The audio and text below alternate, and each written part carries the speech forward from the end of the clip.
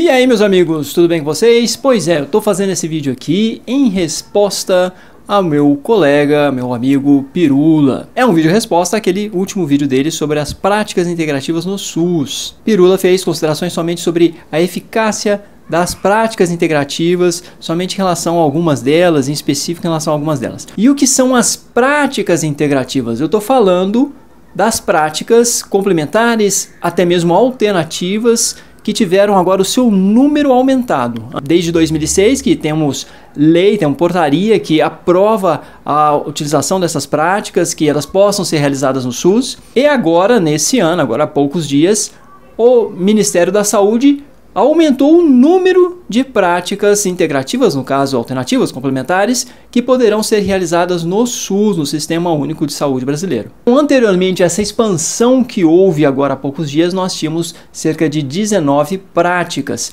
Eu vou ler aqui para vocês quais são elas, porque são várias. A medicina ayurvédica, homeopatia, biodança, dança circular, meditação, musicoterapia, medicina tradicional chinesa, medicina antroposófica, fitoterapia, arteterapia, naturopatia, osteopatia, quiropraxia, reflexoterapia, reiki, chantala, terapia comunitária, crenoterapia e yoga. Essas são as 19 que já eram oferecidas, que de certo modo podem ser oferecidas pelo SUS com recursos públicos, e agora nós passamos a ter mais 10, que são apterapia, crenoterapia, bioenergética, constelação familiar, cromoterapia, geoterapia, hipnose, imposição de mãos, ozonoterapia e florais de Bach. Então, primeiramente, eu quero concordar com o que Pirula coloca no vídeo dele, basicamente, que todas essas práticas, ou a maioria delas, mas todas essas práticas não foram ainda devidamente avaliadas, ou inclusive algumas delas já foram reprovadas em termos científicos, reprovadas em relação a riscos, em relação à eficácia, em relação a não passarem em testagens de teste placebo. Caso clássico, por exemplo, é o caso da homeopatia, que as últimas meta-análises dos estudos, os últimos estudos mais robustos de análise de vários estudos que já foram feitos, demonstrando que a homeopatia não passa em teste placebo. É praticamente esse hoje o consenso científico, o acúmulo das evidências é esse. A homeopatia, então, é algo que, inclusive, a Comissão de Ciência do Parlamento Britânico recomendou que não fosse mais custeada com recursos públicos. Então, a homeopatia vem perdendo muito terreno, porque as evidências são robustas e vem perdendo terreno no mundo todo. O governo suíço já cortou qualquer tipo de recurso público para a homeopatia. Inclusive, a recomendação da Comissão de Ciência do Parlamento Britânico era a de que não fazia sentido oferecer para a população, por meio do Serviço Público de Saúde britânico, tratamentos placebos. Mas para que nós possamos adentrar com um pouco mais de especificidade, poder aprofundar esse debate, nós precisamos fazer algumas distinções, temos que ter alguns conceitos clarificados. O primeiro conceito é que há uma distinção entre medicina assistencial, curativa, remediativa e medicina ou tratamento de saúde preventivo. Aliás, é sempre importante falar mais em termos de assistência à saúde e não focar somente na medicina. O termo medicina aparece muito em inglês, então alternative medicine, complementary medicine, integrative medicine. Então eles usam muito o termo medicine, mas esse termo ele é um termo que já incorre em algumas dificuldades, porque o sistema de saúde não pode estar centralizado na figura do médico, não pode estar centralizado na prática médica, na medicina. Então o sistema de saúde tem que estar muito além disso, tem que estar voltado para uma variedade de práticas e de especialidades na área de saúde, na área de cuidado. Já existe um movimento com mais ou menos uns 40 anos de idade que propõe, em termos de Organização Mundial de Saúde, em termos da OMS, de que nós abandonemos essa centralização na medicina, na figura do médico e no hospital, na assistência. Então, desde 1978, houve uma grande conferência promovida pela Organização Mundial de Saúde na cidade de Alma-Ata, no Cazaquistão, e essa conferência foi uma conferência basicamente sobre atenção primária, sobre prevenção. Então, as práticas preventivas ficaram ali ressaltadas e passaram a ser recomendadas e orientadas pela Organização Mundial de Saúde. e há uma série de diretrizes para que os sistemas de saúde, públicos principalmente, se concentrem em ações preventivas, em ações da atenção primária, da promoção de saúde e não somente da assistência. O foco em assistência é um foco equivocado. O foco em assistência, em hospital e na medicina, na figura do médico, na medicalização, na medicamentalização, que também é centrar em medicamentos, esse foco é um foco que faz com que a saúde se encareça muito e os resultados não são melhores, aliás, são resultados que costumam ser inclusive piores do que um sistema de saúde que está focado na prevenção e na promoção da saúde, ou seja, na atenção primária, porque existem 3 níveis, a primária, a secundária e a terciária. Primária, que é um nível hoje que no Brasil está mais relacionado à estratégia de saúde da família, e secundária, que seria um nível mais ambulatorial, e o terciário, que é mais hospital e que demanda muitos recursos, tecnologia e muito investimento, muito dispendioso. O foco tem que ser na atenção primária, porque com muito menos na atenção primária se faz muito mais. É muito melhor prevenir do que remediar. É muito mais eficiente em termos de custo-benefício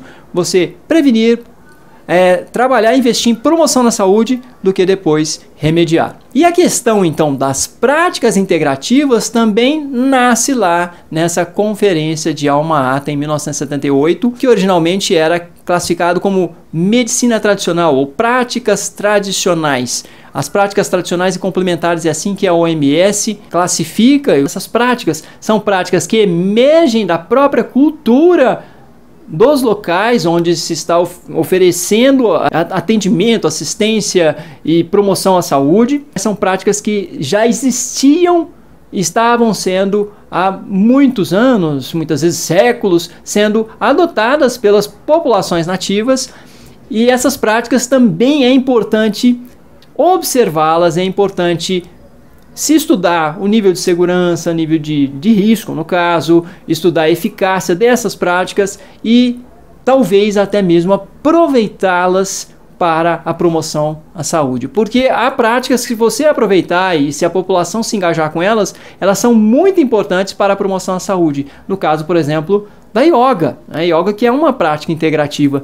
O CAPS, onde eu atuo, que é o Centro de Atenção Psicossocial em Saúde Mental, tem yoga. E é trabalho voluntário, não é uma coisa com a qual o SUS despende recursos, porque é algo que brotou da própria comunidade. Alguém lá na comunidade que oferece e está formando, inclusive, na própria comunidade, instrutores de yoga. E o nosso CAPS sem yoga ficaria completamente descaracterizado. Então, a yoga, no caso, ela, até pelo sistema de saúde britânico, por exemplo, ela não é algo que não vai ser financiada com recursos públicos. Eles deixam claro lá que não seria, não vai ser financiado, mas pode ser assimilado a partir de trabalho voluntário, a partir do aproveitamento de iniciativas da própria população, de espaços que a população pode ocupar nos centros de saúde, nos serviços de saúde, com suas práticas tradicionais. Então, originalmente, é disso que se está falando.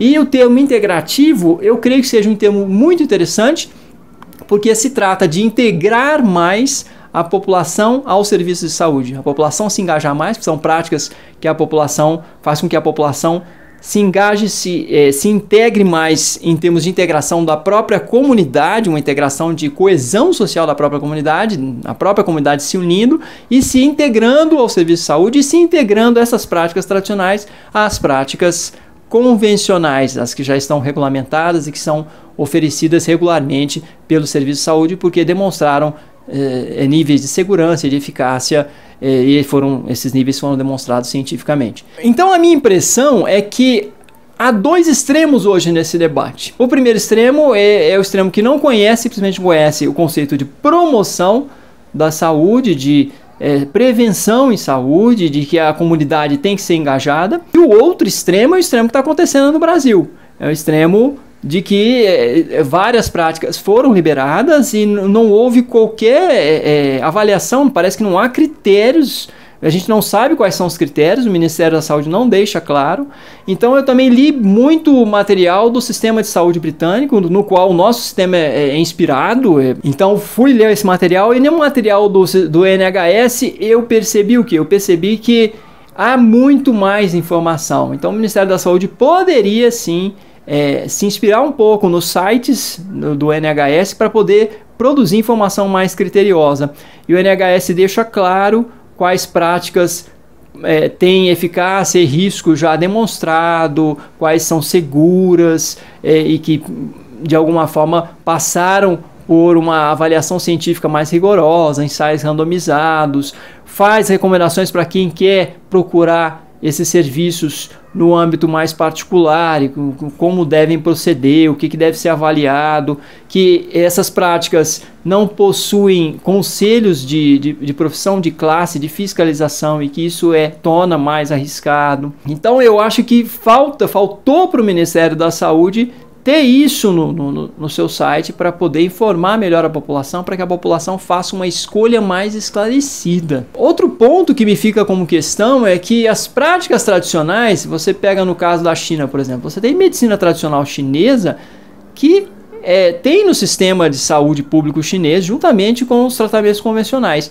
É da própria cultura da China, tem tudo a ver então eu acho que emerge da própria população e tem todo sentido.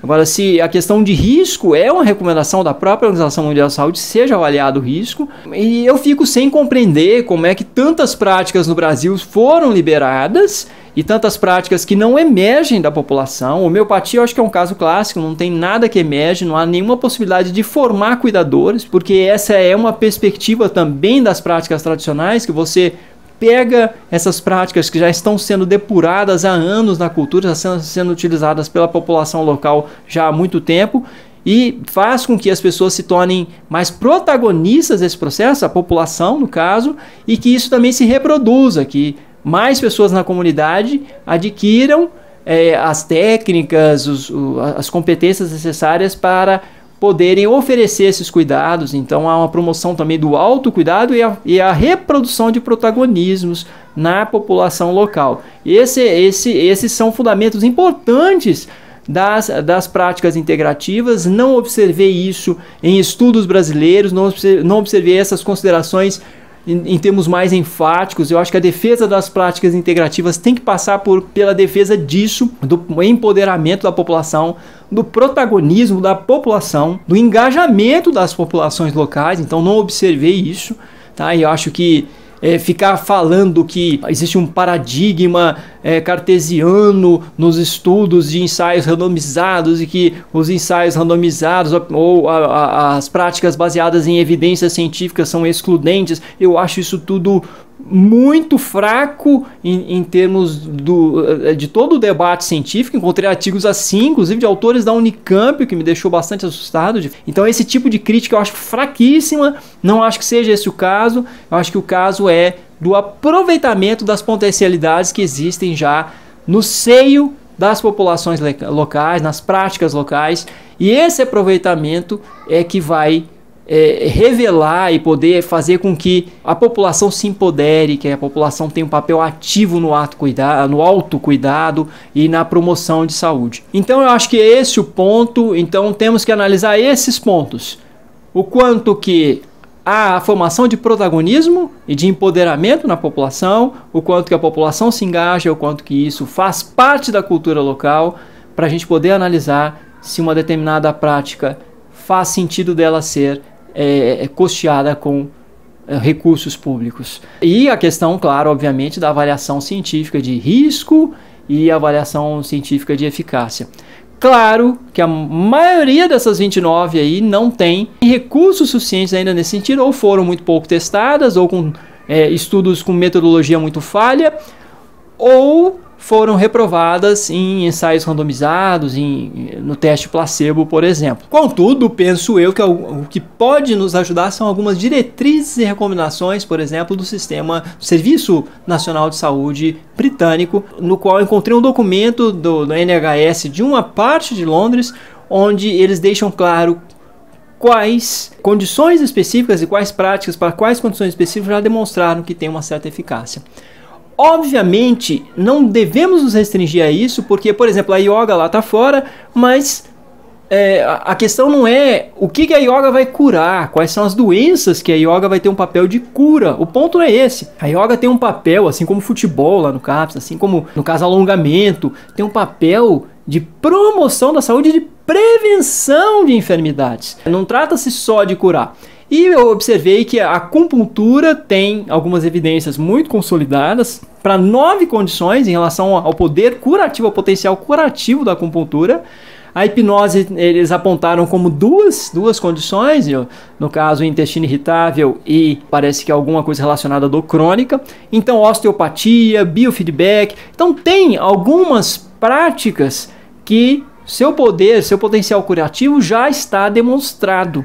E isso é importante que no caso o Ministério da Saúde brasileiro tivesse uma divulgação disso, ou tivesse acesso, ou tivesse maior intercâmbio, por exemplo, com o Serviço de Saúde britânico, porque eles estão divulgando um material que é muito mais didático, um material muito mais informativo do que o que vem sendo feito pelo Ministério da Saúde. Então, o que fica para mim é que a prática, por exemplo, uma das práticas mais integrativas que nós temos lá no CAPS é o futebol, porque é da nossa cultura e tem a ver com promoção à saúde. Lá também tem reiki, aí tem recurso público sendo investido pesadamente em reiki? Não tem recurso público pesadamente sendo investido em reiki, porque é uma profissional que a gente tem lá, e essa profissional, terapeuta ocupacional, ela trabalha 40 horas e 1 hora só por semana que ela oferece lá o reiki, que muitas pessoas procuram, muitas pessoas acham interessante. Quando me perguntam, eu falo de crença, eu falo de quem acredita, se a pessoa acredita naquilo, se ela acredita que há uma energia ali que pode ser transmitida por meio da imposição de mãos, ok.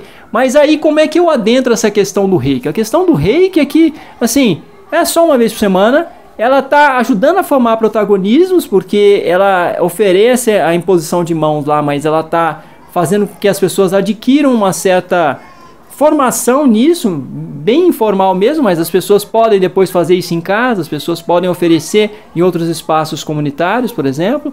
A terapia comunitária também é muito integrativa, porque há a formação de protagonismo e a reprodução desse protagonismo, porque isso vai se reproduzir na população. Os terapeutas comunitários, qualquer pessoa pode ser terapeuta comunitário, e há alguns cursos muito simples, de certo modo, e acessíveis a qualquer pessoa, independentemente do grau de instrução da pessoa, e ela pode se tornar um terapeuta comunitário, que vai depender do desenvolvimento de habilidades de empatia, de habilidades de comunicação um pouco mais eficaz, comunicação não violenta e de aceitação, da relação de escuta e aceitação com o outro. Contudo, o que me deixa um pouco mais angustiado, me deixa de orelha em pé, é saber que ozonoterapia, por exemplo, a própria homeopatia é uma prática que não me agrada, porque é uma prática que não vem das tradições brasileiras, não vem da própria população, não forma protagonismo à população, não engaja a população, é uma prática muito médica, aliás, exclusiva a médicos, então acho que não tem nada a ver com práticas tradicionais ou complementares. A homeopatia é simplesmente medicina alternativa, e sendo medicina alternativa não adquiriu status científico ainda para ser custeada com recursos públicos. Aliás, tem sido reprovada, como eu já disse, em termos científicos. E outra que me deixa particularmente preocupado, que agora foi aprovada, é essa que na minha concepção é mais uma moda do que qualquer outra coisa, que é a terapia das constelações familiares, que vem sendo oferecida inclusive no sistema judiciário. O sistema judiciário brasileiro está investindo recursos públicos nisso. Eu acho isso preocupante, temerário, porque não é algo que brota da cultura brasileira, não é algo que a população já vem fazendo há muitos anos, não tem nada a ver com a população brasileira, com a cultura brasileira. E agora o SUS também está custeando cursos, está financiando cursos na área, e os cursos costumam ser caros. Acho que há toda uma formação de uma cultura meio do guru aí, das pessoas que adquiriram experiência e cobram muito caro por esses cursos. Eu acho isso muito, me desculpem, mas eu acho muito arriscado, muito furado. Então essa é uma das práticas aí que foram aprovadas que mais me preocupa. E sigamos no debate. Esse vídeo aqui é um vídeo para incitar o debate, para que a gente continue debatendo. Como a maior parte dos meus vídeos ficou muito longo, mas eu me dei hoje um pouco a liberdade para poder atuar de forma um pouco mais tranquila com o tempo, assim como o próprio Pirula faz. Então é isso, meus amigos. Obrigado e até a próxima.